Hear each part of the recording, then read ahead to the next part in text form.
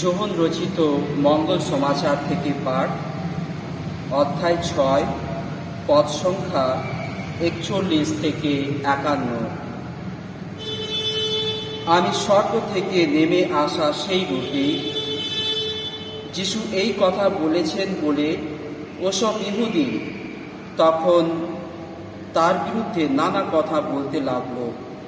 তারা বলছিল, ও কি যোসেফের ছেলে সেই যিশু নয়?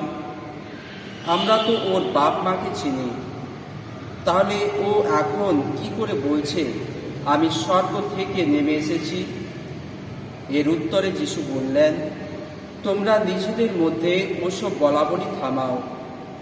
কেউই আমার কাছে আসতে পারে না যদি না পরম পিতা যিনি আমাকে পাঠিয়েছেন তিনি তাকে আমার দিকে টেনে আনেন। আমি তো শেষ দিনে তাকে পুনরুত্থিত করবই। প্রবক্তাদের বাণী গ্রন্থে এই কথা তো লেখাই আছে যে তারা সকলে ঈশ্বরের কাছেই দীক্ষা পাবে। যারা পিতার বাণী কান পেতে শুনেছে এবং এইভাবে জ্ঞান লাভ করতে পেরেছে তারা প্রত্যেককে আমার কাছে আসে।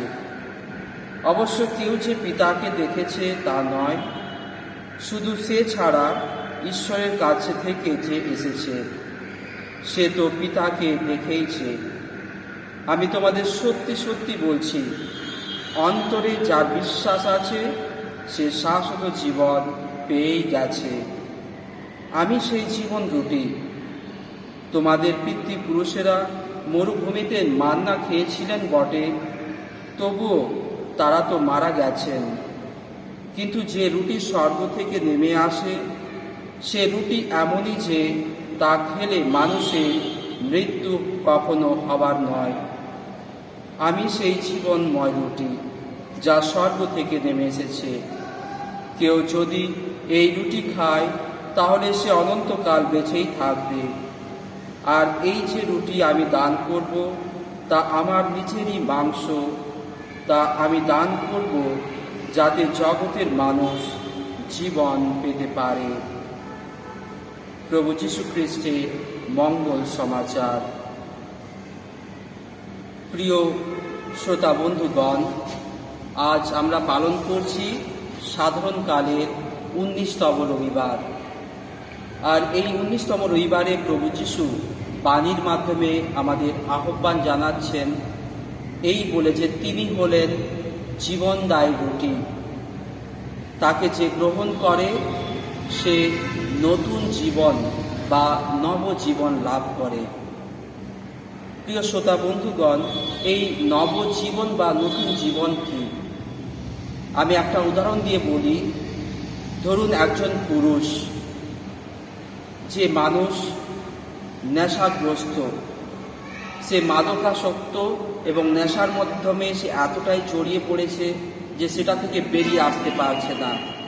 আর আপনি তাকে একটা পুনর্বাসন সংস্থায় নিয়ে গেলেন বা রিহ্যাবিলিটেশন সেন্টারে নিয়ে গেলেন এবং সেখানে চিকিৎসার মাধ্যমে, পরামর্শের মাধ্যমে সে যখন সুস্থ হলো এবং বাড়ি ফিরে এলো তখন সে বুঝতে পারল যে তার মধ্যে একটা পরিবর্তন এসেছে। সে বুঝতে পারল যে সে এক নবজীবন বা নতুন জীবন লাভ করেছে। শ্রোতা বন্ধুগণ, আমাদের এই খ্রিস্ট জাগ হচ্ছে সেই একটা রিহ্যাবিলিটেশন সেন্টারের মতো, যেখানে আমরা প্রত্যেককে, আপনি আমি, আমরা সবাই বিভিন্ন সমস্যাগুলো প্রভুর কাছে নিয়ে আসি। কেউ হয়তো মানসিক অবসাদে ভুগছে, কেউ হয়তো সাংসারিক অশান্তিতে ভুগছে, কেউ হয়তো আর্থিক সংকটে ভুগছে, কেউ হয়তো সামাজিকভাবে বিধ্বস্ত। কিন্তু আমরা এই সব মানুষ যখন প্রভুর কাছে খ্রিস্ট জাগে অংশগ্রহণ করি, তিনি আমাদেরকে স্পর্শ করেন। তিনি তার দেহ রক্তের মাধ্যমে আমাদের শরীরে প্রবেশ করেন। আর যখন আমরা এই খ্রিস্ট জাগ থেকে বাড়ি ফিরে যাই তখন আমরা নবজীবন বা নতুন জীবন লাভ করি। তাই শ্রোতা বন্ধুগণ, আমি অনুরোধ করব সোমবার থেকে শনিবার পর্যন্ত আমরা প্রত্যেককে সাংসারিক, পারিবারিক, সামাজিক কাজে ব্যস্ত থাকি, কিন্তু রবিবারে অন্তত 1 ঘন্টা এই খ্রিস্ট জাগে অংশগ্রহণ করবেন, প্রভুর কাছে আসবেন, এই রিহ্যাবিলিটেশন সেন্টারে আসবেন, আর এসে প্রভুর বাণী শুনে প্রভুকে গ্রহণ করবেন। কারণ আপনি যা সমস্যা নিয়ে, যা অসুবিধা নিয়ে, অশান্তি বা যে দুশ্চিন্তা নিয়ে প্রভুর কাছে আসবেন, তিনি আপনাকে স্পর্শ করবেন, তিনি আপনাকে সুস্থতা দান করবেন। আর আপনি যখন ফিরে যাবেন, আপনি তখন একটা নবজীবন বা নতুন জীবন লাভ করবেন। ঈশ্বর আমাদের প্রত্যেককে আশীর্বাদ করুন।